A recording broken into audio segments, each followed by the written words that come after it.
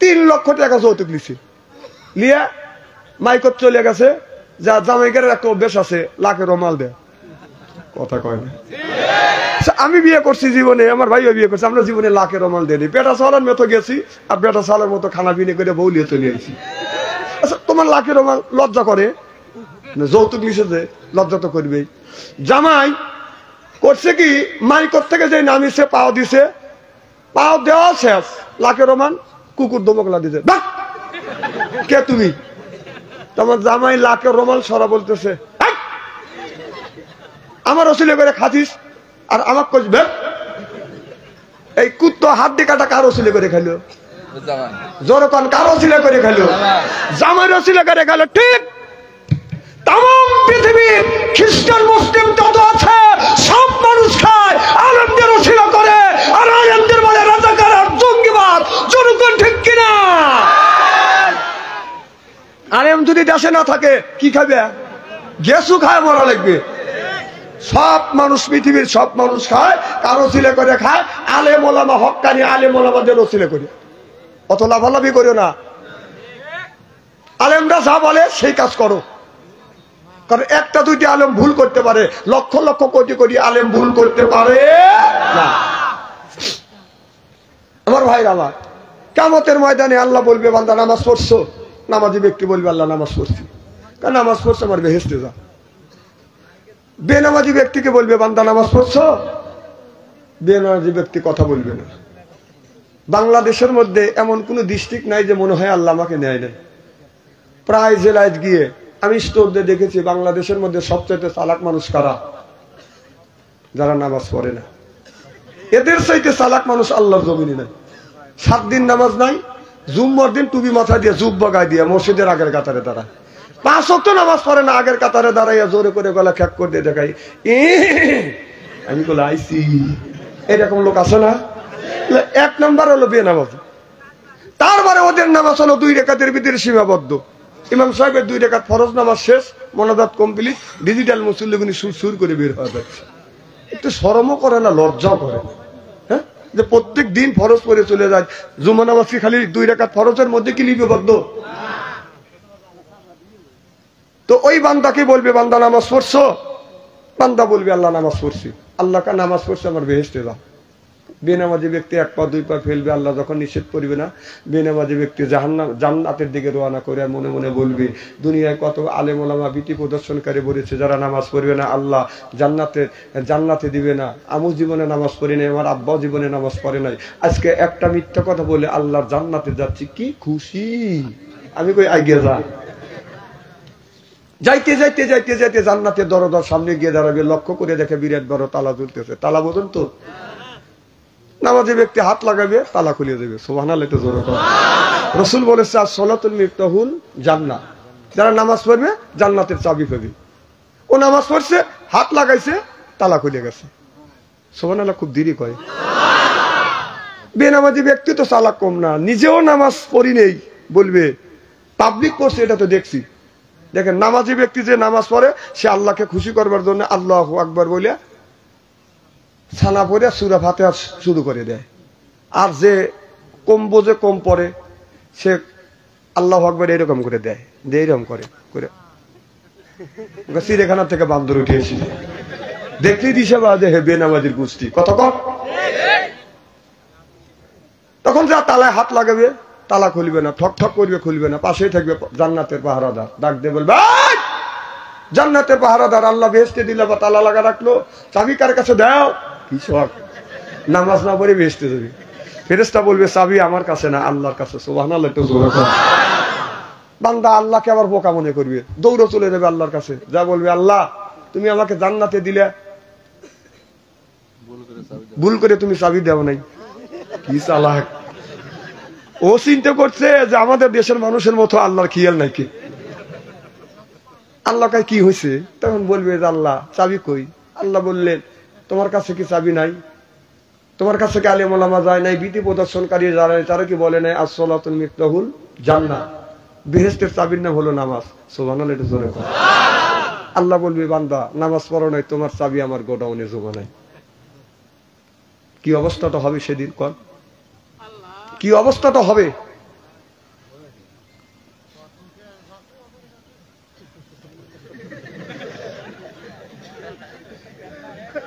তখন আল্লাহ বলবে, হে গজবের ফেরেশতা আয়, আমার বান্দার ঘাট ধর, জাহান্নামের দিকে নিয়ে যা। আমার ভাইয়ের আমার, আল্লাহ বলবে গজবের ফেরেশতা আয়, আমার বান্দা নামাজ পড়ে নাই, রোজা রাখে নাই, হজ করে নাই, যাকাত দেয় নাই, দিন প্রতিষ্ঠিত করবার জন্য কোনো চেষ্টাও করে নাই, ধর আমার বান্দার ঘাড় পরে ধর, আমি আমার বান্দার ঘাড় পরে ধর, জাহান্নামের দিকে নিয়ে যাও।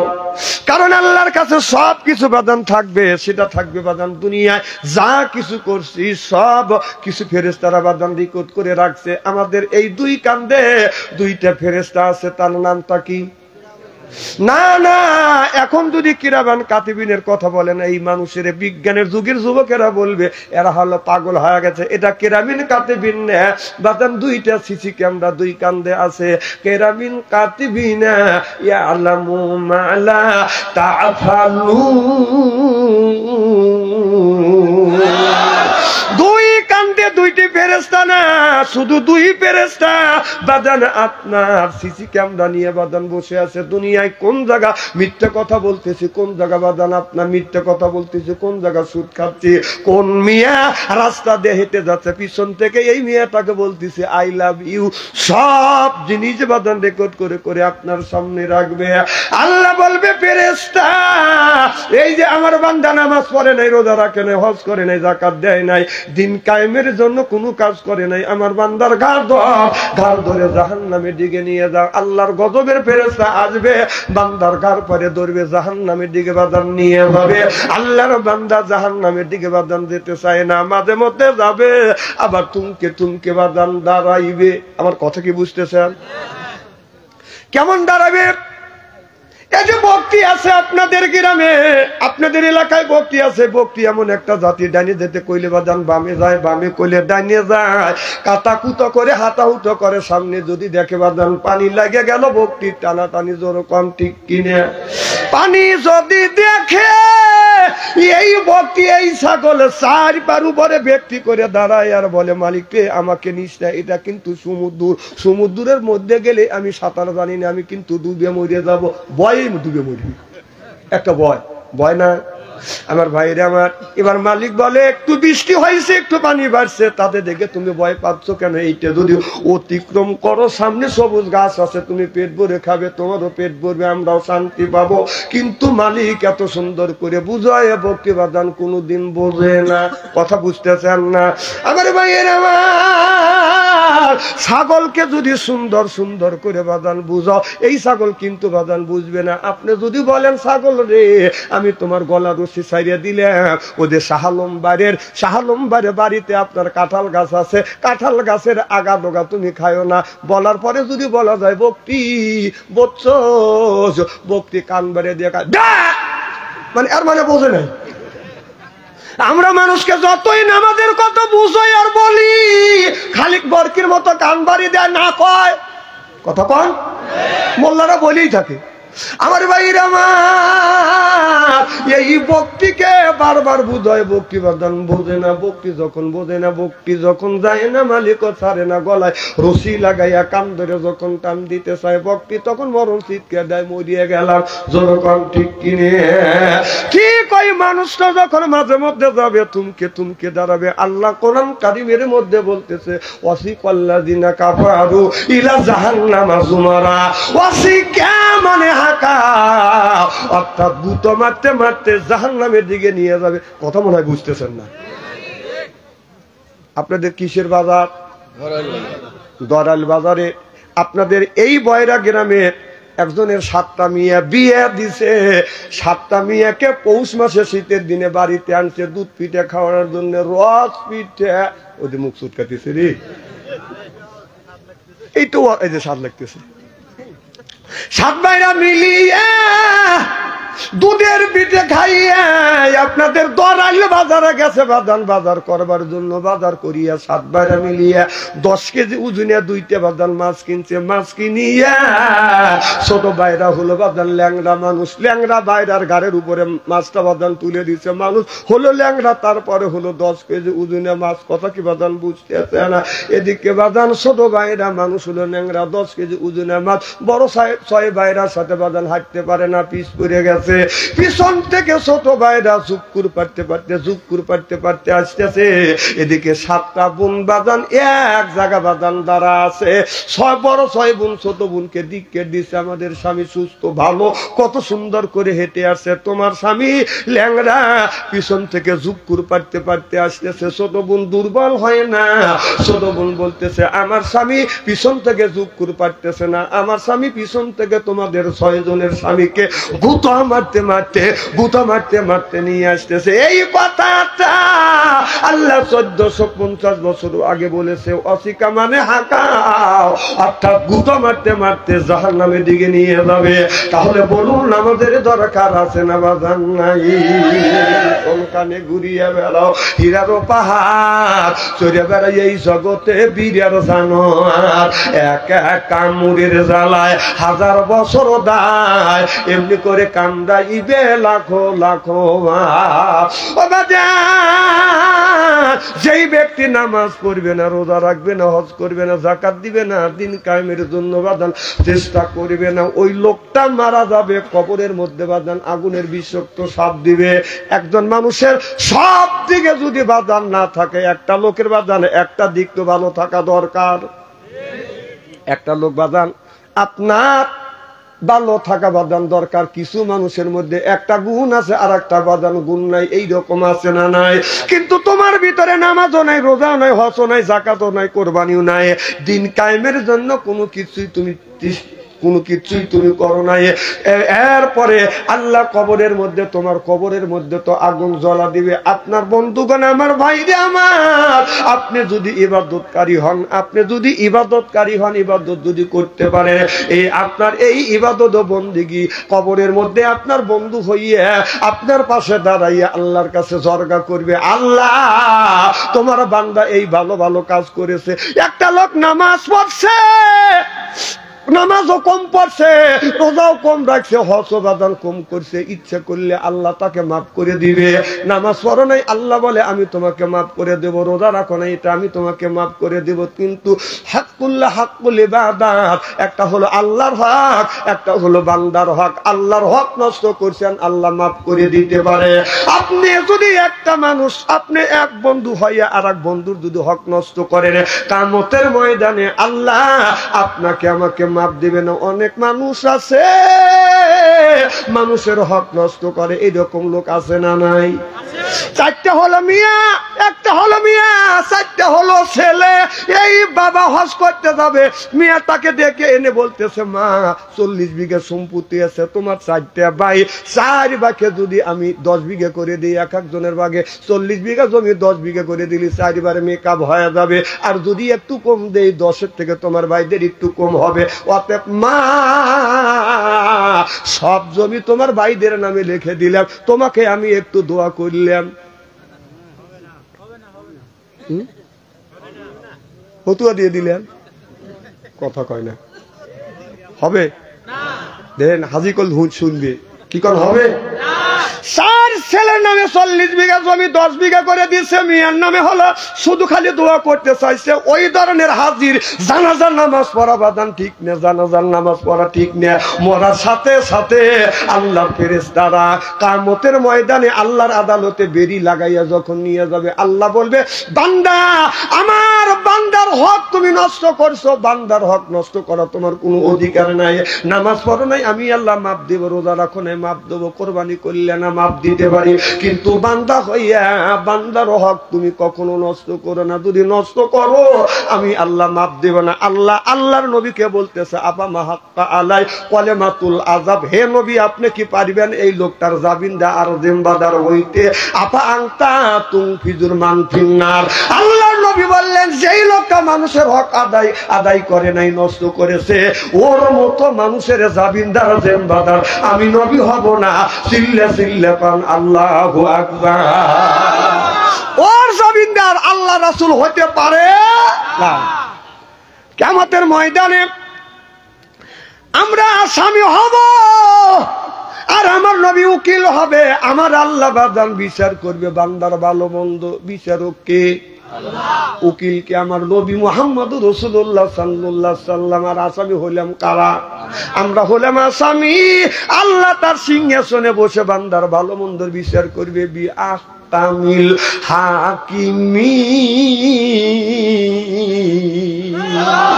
উত্তম বিচারক আল্লাহ। আল্লাহ উত্তম বিচারক, আমার নবী হবে বাজান আপনার উকিল, আমরা হব বাজান আসামি। আল্লাহর নবীর কাছে যখন আপনার এই বইতে বাজান দিবে, আমার আমলনামার কাগজটা দিবে, আল্লাহ নবী লক্ষ্য করে দেখবে জীবনেও কোনোদিন ফজর নামাজ পড়ে নাই, রোজা রাখে নাই, এরপরে দিন কায়েমের জন্য কোনো চেষ্টা করে নাই। আল্লাহ নবী ওই মানুষের মুখের দিকে তাকাইয়া বলবে, কি আমার উম্মত, জীবনে তো নামাজ তো পড়িসই নাই, দিন কায়েমের জন্য তো কোনোদিন তুই চেষ্টা করিস নাই, বল এইটা কি করে আসছো দুনিয়ার মধ্যে? তোর আমলনামার মধ্যে চুরি আছে, সন্ত্রাসী আছে, চাঁদাবাজি আছে, দুর্নীতি সব স্পষ্ট ভাষায় রয়েছে, কিন্তু দিন কায়েমের জন্য তো তুমি তো কোনোদিন চেষ্টা করো নাই। আল্লাহ নবী চোখের পানি ফেলে দিয়ে কাঁদবে, উম্মত এই যে আমার শরীরের দিকে ছায়া দেখ। উম্মত শরীরের দিকে তাকিয়ে দেখবে আমার নবীর শরীরে বাদান আপনার ফোসকা আছে, কালো কালো বাদান দাগ দেখা যাচ্ছে। এবার মা আয়েশা রাদিয়াল্লাহু তাআলা হাদিস শরীফের মধ্যে আছে, আমার নবী শুয়ে আছে, জয়তুনের তেল গরম করিয়ে নবীর শরীরে মালিশ করতেছে। মা আয়েশা লক্ষ্য করে দেখে আমার নবীর শরীরের মধ্যে বাদান কালো কালো দাগ দেখা যায়। মা আয়েশা বলে, ইয়া রাসূলুল্লাহ, ইয়া হাবিবাল্লাহ, নবী গো আপনার শরীরে কে কোনো বসন্তের গোটা উঠছিল গো নবী, কালো দাগ এখন তো শরীর থেকে মুছে যায় নাই। আল্লাহ নবী চোখের পানি ধরে রাখতে পারেন না, চোখের পানি ফেলে দিয়ে দিয়ে কান্দে। মাইশা বলে, ইয়া রাসূলুল্লাহ, ইয়া হাবিবাল্লাহ, আমি কি বেয়াদবি করেছি গো নবীজি? আমার আচার আচরণে কথায় কি আপনি কষ্ট পাইছেন? আপনি কেন কান্দেন? আমার নবী বলে, আয়েশা এই জন্য আমি কান্দি না রে আয়েশা, আমি নবী তাইফের জমিনে এই দিন প্রতিষ্ঠিত করবার জন্য তাইফের জমিনে যখন লা ইলাহা ইল্লাল্লাহ দাওয়াত দিয়েছি, আমি নবী আমার গায়ে অগণিত বৃষ্টির মধ্যে পাথর মারছে। আয়েশা রে আয়েশা, আমার শরীর থেকে রক্ত ঝরছে রে আয়েশা, এটা এই দাগ না, তাইফের জমিনে দিন কায়েমের জন্য যা কলেমার দাওয়াত দিয়েছিলাম ওই পাথর মারছিল, এই কালা পাথরের ওই পাথরের দাগগুলি এখন পর্যন্ত কালো হয়ে রইছে।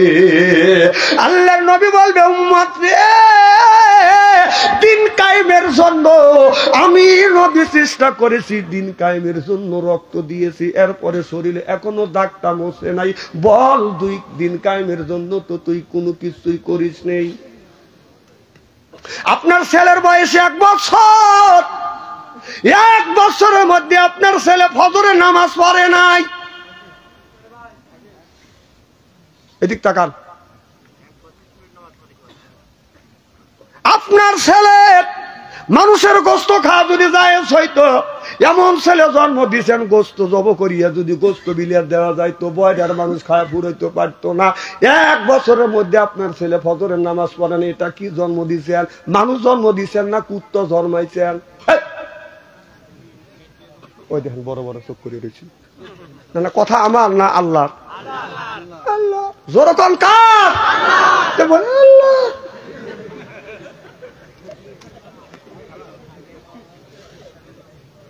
এক বছরের মধ্যে ফজরের নামাজ নাই। তুমি বাবা তোমার বয়স 60 বছর হয়ে গেছে, এখন আজান দিলে তুমি মসজিদে যাও না।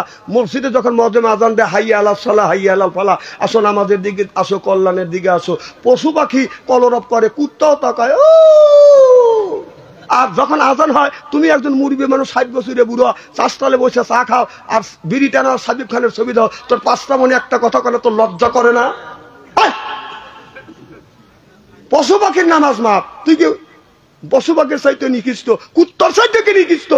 তুই নামাজের সময় নামাজ পড়ে যাইস না, বিড়িটা নিস, তোর লজ্জা করে না? আল্লাহর খাস, তোর ঘৃণা করে না? ঠিক আরো আসতে কর, শুনবে শুনবে জনগণ, ঠিক কিনা?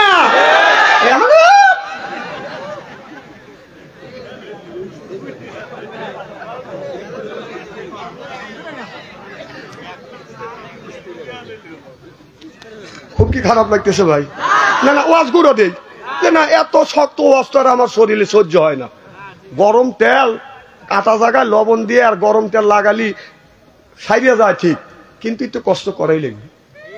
নামাজ পড়েন না সেই কথা বললে আপনি বড় বড় চোখ করবেন আর সকালবেলা দা বাপসান ছেড়ে দুর্নাম করবে, এটা ওয়াজ হইল?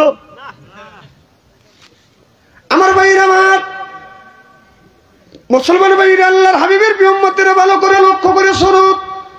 দিন কায়েমের জন্য আপনার চেষ্টা করা লাগবে। আল্লাহ কোরআন কারীমের মধ্যে বলতেছে ওয়াজা আল্লাহ লিল মুত্তাকিনা ইমামা, এই কথা কার? আল্লাহ বলেন ওয়াজা আল্লাহ, আয় আল্লাহ লিল মুত্তাকিনা ইমামা, একটা নেককার পরহেজগার ইমাম বানাও, এই কথাটা কার? সেই ইমামটা কোন ইমাম? সেইটা কি আপনাদের বয়রা গ্রামের মসজিদের ইমাম, সেন্টিয়া গ্রামের মসজিদের ইমাম? সেই কথা আল্লাহ বলে না। আল্লাহ বললেন ইমাম বানাও, সেইটা হলো ওয়াতের ইমাম, সেইটা হলো মেম্বার। ইউনিয়নের ইমাম সেইটা হলো চেয়ারম্যান। থানার ইমাম সেইটা হলো বাদান আপনার এমপি।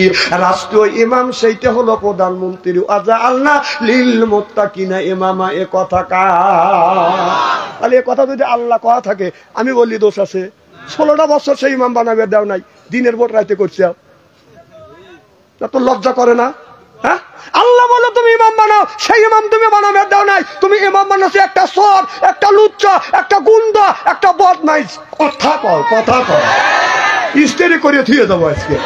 কি আলম ভাই,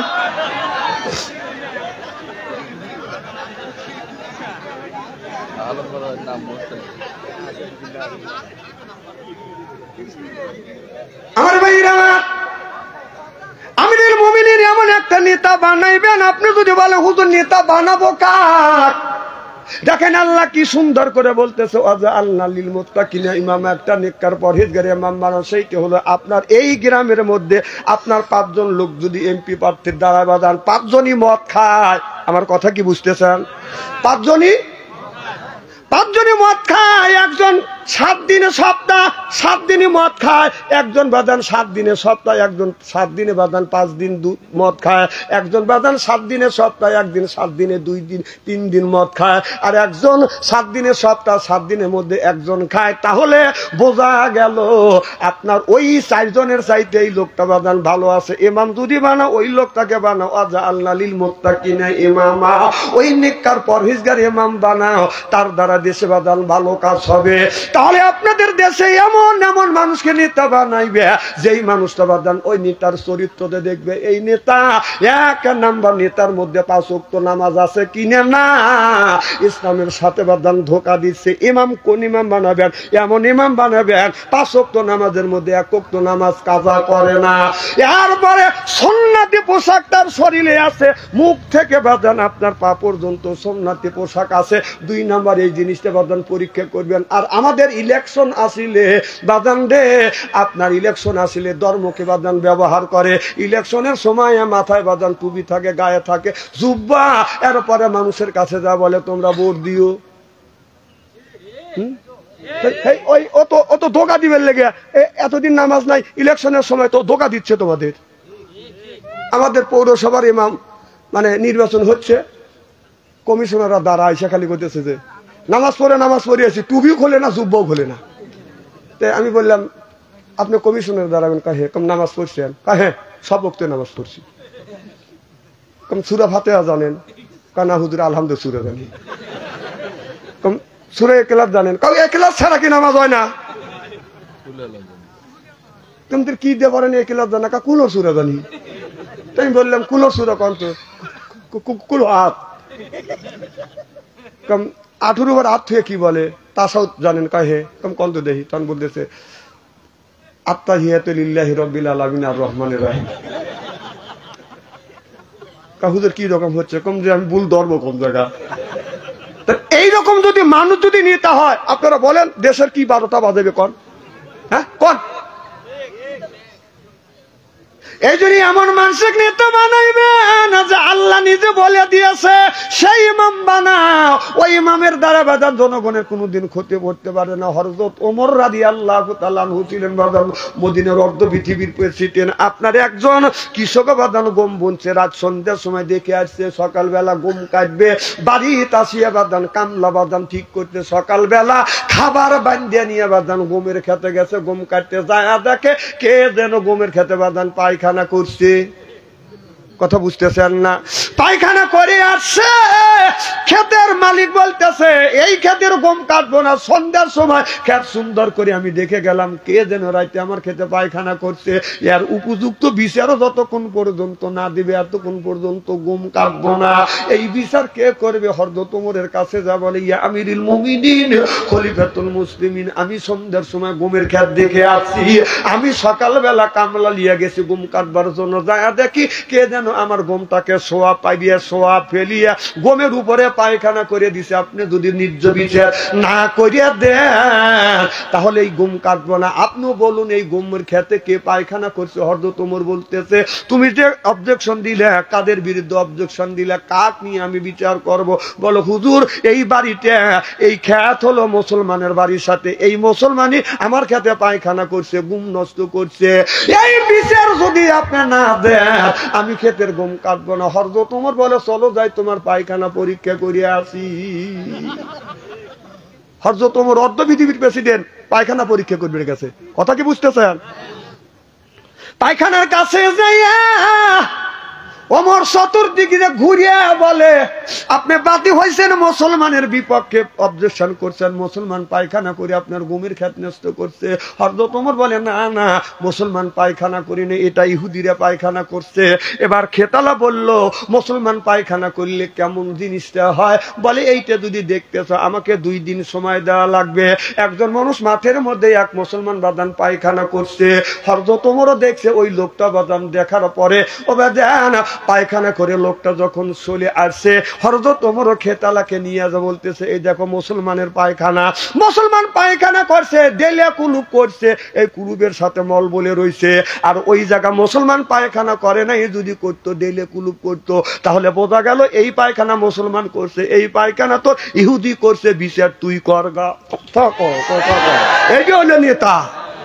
আর আমাদের নেতা, বাহ, সন্ধ্যার সময় মাল খায়া তাল হয়া রাস্তায় যা গাছের সাথে ধাক্কা লেগে বলতেছে, ভাইজান দাঁড়া রয়েছে নি, সাইড দেন, বাদ যাবে নি খবর। একটা দিনই তো হয়, খুব খারাপ লাগতেছে মনে হয় আমার ভাইরা। তাহলে ইমাম যদি বানাতে হয় এই ধরনের ইমাম বানাত, ভালো একটা ইমাম বানা, যে ইমামের দ্বারাই মানুষের বাজার কোনো ক্ষতি হবে না, যে ইমাম বানালে মানুষের কল্যাণে আসবে। আর আমাদের দেশের ইমাম বানাই বাজান আপনার বলে, ভাইজান আমাকে যদি ভোট দিয়ে যদি মেম্বার বানান আপনাদের 5 মাইলের রাস্তা করে দেব, এই বাড়ির পাশ দিয়া, প্রত্যেকটা বাড়ির পাশ দিয়া এখান দিয়ে বড় একটা নদী কাইতে খনন করে দেব, আপনারা এখানে গোসল করে আরাম পাইবেন। আমাদের পৌরসভার মেম্বার দাঁড়াইছে, তো বলতেছে যদি আমাকে মেম্বার বানান এই লালিটাই কাইটে দেবো, আর এই জায়গা প্রত্যেক বাড়ি বাড়ি ঘাত করে দেবো। তা আমি যা বললাম, মেম্বার সাহেব আপনি যে এত ওয়াদা দিতেছেন, এই কাজটা তো চেয়ারম্যানে তো করতে পারবে না, কারণ এটা ইলেকশনের সময় ওয়াদা দেওয়া। কথা কি বুঝতেছেন? একটা মেম্বার এত বড় খনন করা সম্ভব? ওই ক্ষমতা কেউ দিছে? কথা কয় না রে। এই জন্যই লাগাম রেখে কথা বলতে হয়। আমার ভাইরা, আমার মুসলমান ভাইরা, আল্লাহর হাবিবের উম্মতেরা ভালো করে লক্ষ্য করে শুনুন। আজকে যদি আমাদের কোরআনের যদি জ্ঞান থাকতো, হাদিসের যদি জ্ঞান থাকতো, তাহলে আমাদের দেশে এত বাদান ক্ষতি হইতো না, মানুষের কোনো ক্ষতি হইতো না। আছে তো বাবা কিছু,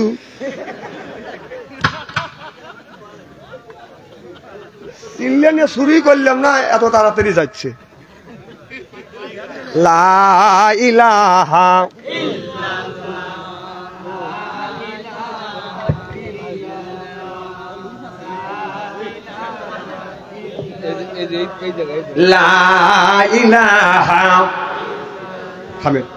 আমার ভাইরা আমার, তাহলে ইবাদত করা লাগবে কিভাবে? দাসত্ব করা লাগবে আল্লাহর। কিভাবে আমরা ইবাদত করব, কিভাবে বাদান বন্দিগি করবো? আজকে আমাদের ছেলে মেয়েকে যখন বিয়ে করা, এই বিয়েটাও বাদান শরীয়ত মোতাবেক হচ্ছে না। যেটা জায়েজ বিয়ে, হালাল বিয়ে, সেই বিয়েটা আমরা বাদান হারাম করি। যেরকম ঠিক কিনা? এই যে বয়রা গ্রামে জালসে আছে, আমি কে বয়রা গ্রামের দুর্নাম করবো? আমি সেন্টার দুর্নাম করি নাকি? কর সেন্টার গ্রামের সাংটিয়া গ্রামের একটা ছেলের মেয়ে যদি বিয়ে হয়, ছেলের যদি বিয়ে হয়, ওই বাড়িতে বাজান বক্স বাজে। কি কোন বক্স বাজে কিনে? না, বয়রা গ্রামের লোকরা বাজায় না, আজকে বাজতেছে। সাংটিয়া গ্রামের মানুষটা বাজায়, কথা বুঝতেছেন না?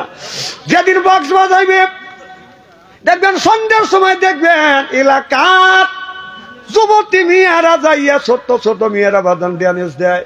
10টা পর্যন্ত ড্যান্স দিচ্ছে, তার মা বাপ বলতেছে খুব ড্যান্স দিতে, চলো বাদ যায়। মেয়েরা যাবে চাই না, টাইনে নিয়ে যায়। কথা কন। আবার ঘরে ছোঁয়া রাখে, ওই যে বাড়ি দুদুম দুদুম, ও ঘর থেকে দৌড়ে যাক, আমি গেল আবার ড্যানিশ দিবের গেছে, আবার উঠ করিয়ে আছে। তারপরে রাত 10টার পরে দেখা যায় ব্রয়লার মুরগির মতো খায়া দায়া। ব্রয়লার মুরগি হয়েছে, ব্রয়লার মুরগি কোন দিনই হয় 18-20 বছরে মিয়া বাদান ব্রয়লার মুরগি হয় না। স্বামীর খায়, স্বামীর পরে স্বামী বাদান বিদেশ চলে গেছে, স্বামীর খায়, স্বামীর পরে স্বামীর খায়া, স্বামীর পরিয়ে আপনার খায়া দায়া ব্রয়লার মুরগি হয়েছে। এরপরে মোবাইলের মধ্যে বাদান পরকীয়া প্রেম করে। ওই যে স্বামী বিদেশ গেছে, স্বামী টেকা পাঠা খায়া শরীরে তেল ধরছে, ব্রয়লার মুরগির মতো দেখা না। ব্রয়লার মুরগি কোন গুণী হয়? আপনার 20 থেকে 28 বছর পর্যন্ত, 30 বছর পর্যন্ত খায়া দেওয়া ব্রয়লার হয়।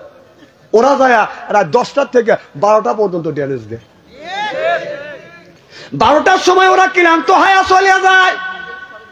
এটা ভাই যাতে ছেড়ে দিয়ে শোনেন, শোনেন বছর একই বছর এক পাও লড়বে পারবেন না। ডাইকে নিয়ে এসে হক কথা শোনা বাদ দিয়ে চলে যেতেছে।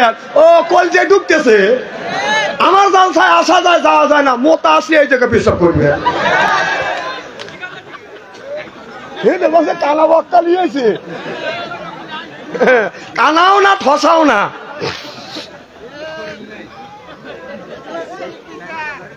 খুব খারাপ লাগতেছে নাকি? আমার মাহফিলে আসা যাওয়া যায় না। আচ্ছা, আপনি কোন জ্ঞানে দৌড় দিছেন? না না, এখনই আমি বুঝি। আপনি একটা লোক তুলবেন, আমি তো আপনার দিকে তাকাই আছি। একটা লোক তুলি জানি প্রসাবের সাপ, 2 আঙুল তুলি জানি টয়লেটের সাপ, 3 আঙুল তুলি আমি জানি যে বিড়ির সাপ দিচ্ছে। এই জ্ঞান আমার আছে। খুব কি খারাপ লাগতেছে নাকি? মার হবে একটু জোর কর। আমার ভাইরা, আমার মুসলমান ভাইরা, আল্লাহর হাবিবের উম্মতেরা, কি যেন বলতেছিলাম কন্ত? ওয়াজটা তো উঠে যা খায়া দিলেন। হ্যাঁ, বস বসতেছে।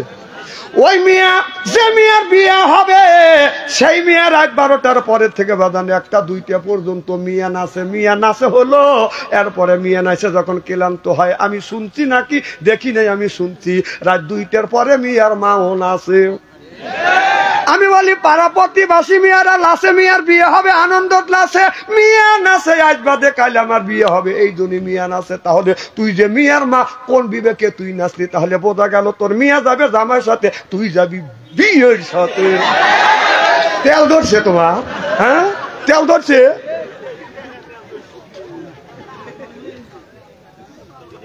অসুবিধা হইতেছে নাকি?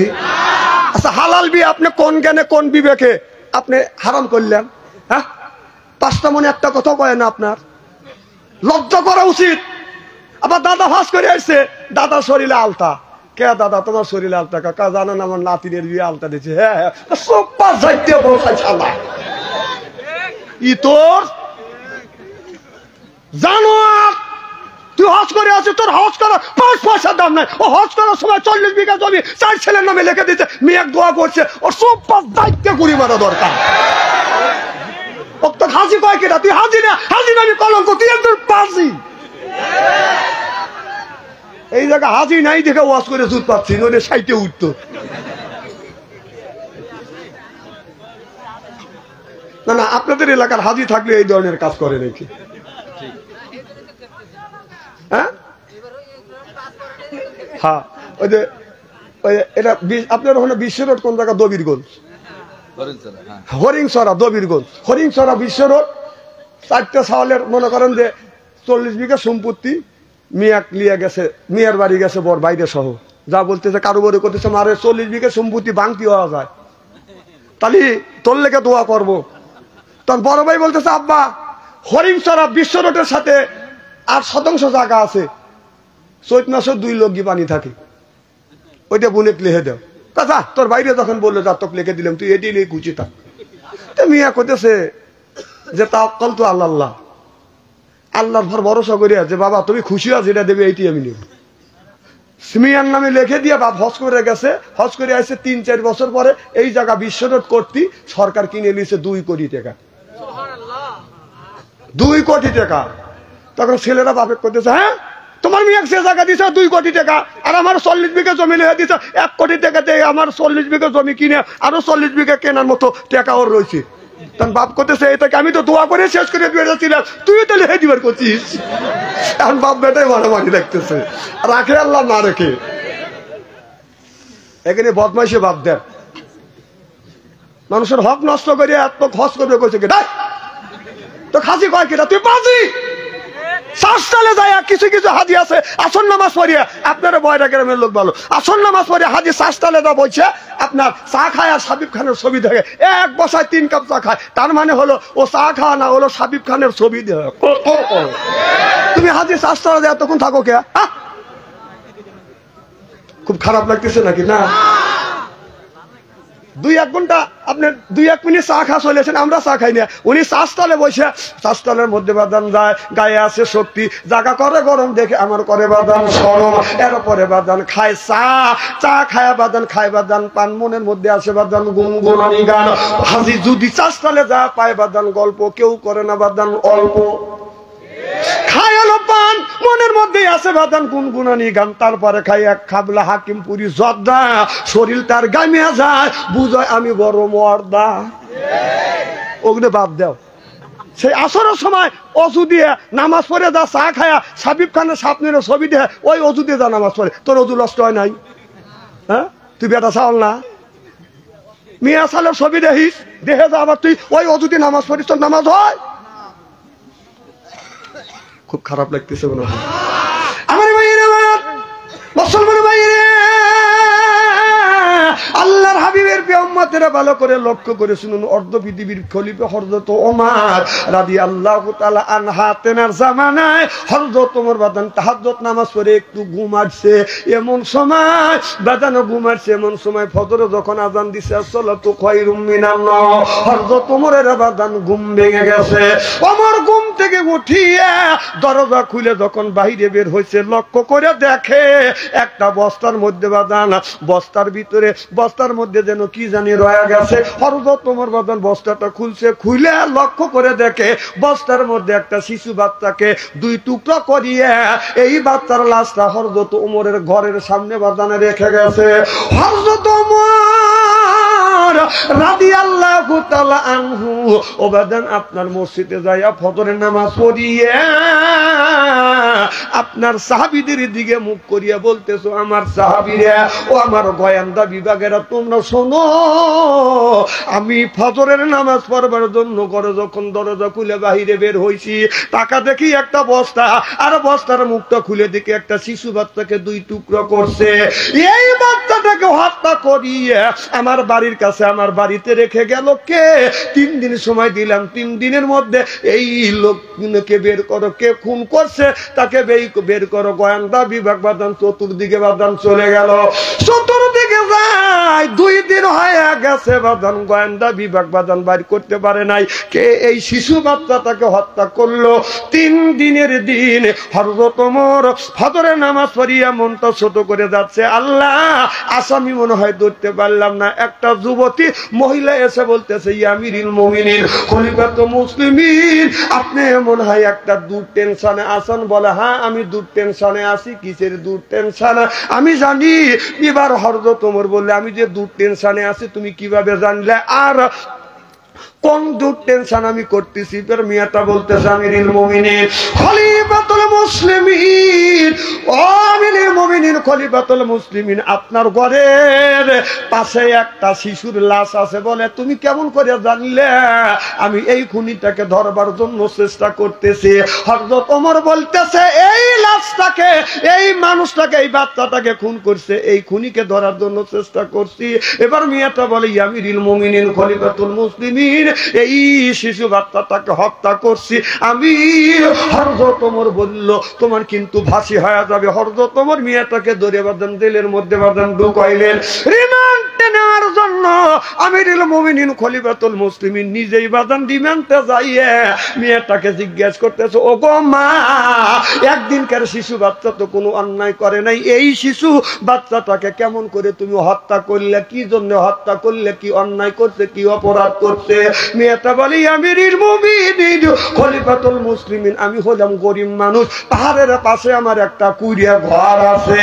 আমিরুল মুমিনিন খলিফাতুল মুসলিমিন, আমি ঝর্ণার পানি থেকে গোসল করি, আমি যখন আমার বাড়ির দিকে যাচ্ছি, তিনটা যুবক আমাকে ধরিয়ে আমার সাথে আমার ইজ্জত নষ্ট করছে, আমাকে দর্শন করছে, তাতে আমি গর্ভবতী হয়ে গেছি। আমিরুল মুমিনিন খলিফাতুল মুসলিমিন, আমি যে গর্ভবতী হয়েছি, এই ছেলেটা যখন জন্ম নিছে, আমি চিন্তা করলাম এই ছেলে জন্ম নিছে, আমার তো বিয়ে শাদী হয় না, যখন ছেলেটা বড় হবে, মানুষ এলে ছেলেটাকে জিজ্ঞাসা করবে তোমার বাবাকে, তখন আমার এই সন্তান বাবার পরিচয় দিতে পারবে না।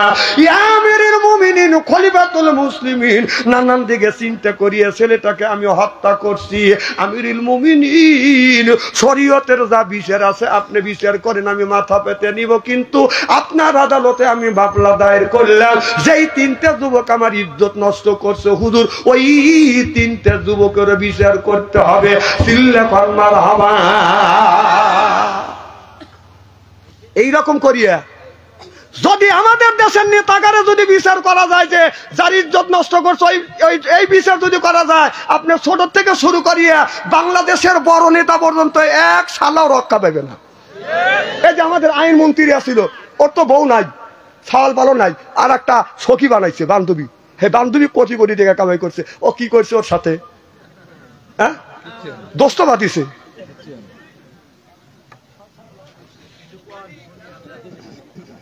না অগুনি শুনছে, অগুনি শোনার আমার বলার সময় নাই, আমি কোরআনের কথা বলবে রয়েছি, খালি একটু টাচ দিয়ে দেবো। পুরুষ হলে বুঝবেন, আর মহিলা বুঝলে বুঝতেইছে। অল্প বললি মহিলা বোঝে, ভাঙ্গা বললি পুরুষ বোঝে। খুব খারাপ লাগতেছে। নারায়ণ তাকবীর। আমার ভাইয়ের, আমার মুসলমান ভাইয়েরা, আল্লাহর হাবিবের উম্মতেরা ভালো করে লক্ষ্য করে শুধু হযরত মুসা আলাইহিস সালামের একটা ঘটনা মনে পড়ে গেল। বলবো কি? ওমরের কথা কিন্তু এই জায়গা রেখে গেলাম, সামনে বাদান আপনি সুন্দর করে বুঝাইয়া, কোরআন হাদিস দিয়া বুঝাইয়া সামনের দিকে আমি কথাটা বাদান ফিনিশিং দিতে চাই। এবার হযরতে মুসা আলাইহিস সালাম বাদান রাস্তা দিয়ে যাচ্ছে আল্লাহর কাছে, যখন তুরু পর্বতে মুসা আলাইহিস সালাম বাদান কথা বললেন। একদিন মুসা আলাইহিস সালাম বলে, আল্লাহ তুমি প্রত্যেকটা নবীর সাথে একটা একটা করে মানুষকে জান্নাতে দিবে, আল্লাহ আমি মুসা আমার সাথে কাকে তুমি জান্নাতে দিবে? সুবহানাল্লাহ। আল্লাহ বলে, মুসা রে তোমার সাথে জান্নাতে যাবে অমুক গ্রামের একটা কসাই, তোমার সাথে জান্নাতে যাবে।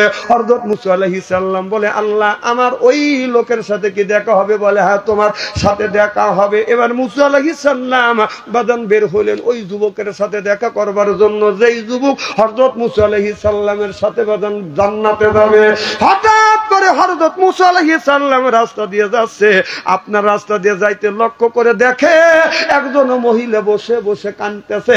আল্লাহর নবী মুসা আলাইহিস সালাম বলতেছে, ও গো মা, কেন তুমি রাস্তার পাশে বসে কাঁদো? বলে, আমি বসে আছি, আল্লাহর নবী মুসা আলাইহিস সালাম নাকি প্রত্যেকদিন এই রাস্তা দিয়ে তুর করতে আল্লাহর সাথে দিদার করবার জন্য যায়। সুবহানাল্লাহ। আমি বসে আছি, এ যুবক, তোমার ওয়াজ হচ্ছে না, এগুলি তো ঠিক না, তুমি যুবক মানুষ না, মিস কল দিছে না, ওরা তো মিস কলের অপেক্ষায় থাকে। এদিক তাকান, চেহারা কি একেবারে খারাপ নাকি?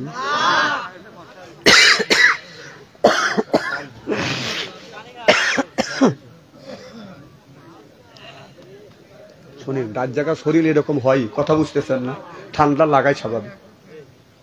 কি যেন বলতেছিলেন? মুসা আলাইহিস সালাম বলে, মা কিসের জন্য বসে আছো? তাই আল্লাহ নবী মুসা আলাইহিস সালাম প্রত্যেকদিন এই রাস্তা দিয়ে যায়, তার সাথে দেখা করব। বলে মারে আমি হলাম আল্লাহ নবী মুসা আলাইহিস সালাম। সুবহানাল্লাহ।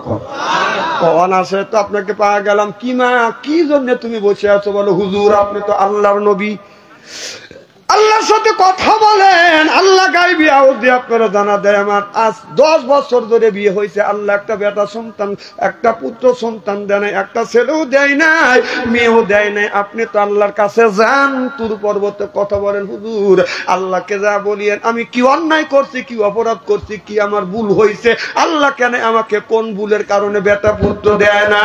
আমি যদি ভুল করে থাকি আল্লাহর কাছে শুনে আসবেন, সেই ভুল থেকে আমি শোধরা যাবো। সুবহানাল্লাহ। মুসা আলাইহিস সালাম তুর পর্বতে যায়, আল্লাহর সাথে কথা বলবার পরে হযরত মুসা আলাইহিস সালাম বলে, আল্লাহ রাস্তার পাশে একটা মেয়ের সাথে আমার দেখা হয়েছে, তুমি তো জেনেও, তুমি তো ইন্নাল্লাহা আলিমুম বিযাতিস সুদূর, সব মানুষের মনের খবর কে জানে? আল্লাহ তুমি তো সব জানো, তারপরে তোমার কাছে বলি আল্লাহ মেয়েটাকে কেন তুমি ছেলে সন্তান দাও না? মেয়েটার অন্যায় কি অপরাধ, কি অন্যায় করছে, কি অপরাধ করছে আপনি বলেন, আমি বললি মেয়েটা এটা শ্রদ্ধা যাবে। আল্লাহ বলেন এ মুসা এটা হলো আমি আল্লাহ, আমার এখতিয়ার, আমার ব্যাপার। আমি আল্লাহ কাউরে ইচ্ছা করে ছেলেও দেই, কাউরে ইচ্ছা করলে মেয়ে দেই, কারো ছেলেও দেই না মেয়েও দেই না। আমি আল্লাহ ওর ভাগ্যে একটা সন্তানও লেখি নাই। তুমি যা স্পষ্ট ভাষায় মেয়েটাকে বলে দাও। আল্লাহর নবী মুসা আলাইহিস সালাম ওখান থেকে বাদান আপনার মনটা ছোট করে আসতেছে আর চিন্তা করতেছে, মেয়েটা যদি জিজ্ঞেস করে আমি তো সুখবর দিতে পারবো না, কথা বুঝতেছেন না, সুসংবাদ দিতে পারবো না, দুঃসংবাদ তার কাছে পৌঁছবে, মেয়েটা রাগ করবে। এবার এই বলতে বলতে মুসা নবীর সামনে মেয়েটা দাঁড়া গেছে। কি হুজুর আপনার মনটা খারাপ কেন, কি হয়েছে? বলে মারে আমি বললি তুমি কি কষ্ট পাবে? বলো হুজুর আমার ধৈর্য ধরার মতো শক্তি আল্লাহ আমাকে দিছে। বলম বাবা কি হয়েছে? আল্লাহ নবী মুসা আলাইহিস সালাম বললেন আল্লাহ বলেছে ইচ্ছা করে, আল্লাহ ইচ্ছা করলে কাউরে ছেলে দেয়, কারো মেয়ে দেয়, ইচ্ছা করলে আল্লাহ কাউরে ছেলে দেয় না, কাউরে মেয়েও দেয় না। আল্লাহ তোমার ভাগ্যে একটা ছেলে সন্তান লেখে নাই। এই বলে মুসা আলাইহিস সালাম বাদান চলে গেছে। মেয়েটা চিন্তা করতেছে আল্লাহ বেটা পুত্র আমাকে দিবে না, এই জন্য মেয়েটার বেটা পুত্র আশা ছেড়ে দিছে। আল্লাহ কেউ বাদান দোষী সাব্যস্ত করে নাই। আর আমাদের দেশে আছে আল্লাহ যদি বেটা পুত্র না দেয়, আল্লাহকে কয় এত মানুষের বেটা পুত্র দিলে আমাকে একটা তুমি দিলে না, আছে না নাই? আল্লাহকে গালি দেয়। অথবা বাদান পীরের কাছে যাইয়া মাজারে যা কয় একটা বেটা দে রে বাবা, দে রে বাবা, মোনাজাত তোমার দরবারে, মিনতি তোমার দরবারে রে বাবা, মিনতি তোমার দরবারে। বাবা দরবারে গেলে পাবে একটা বাবা একটা সন্তান দিতে পারে। নাউজুবিল্লাহ একটু জোরে কর। যায়া নওগাঁ ওরসে যায় আর সাজাদপুর শাহ মকদুমের মাজারে যায়। কথা কম।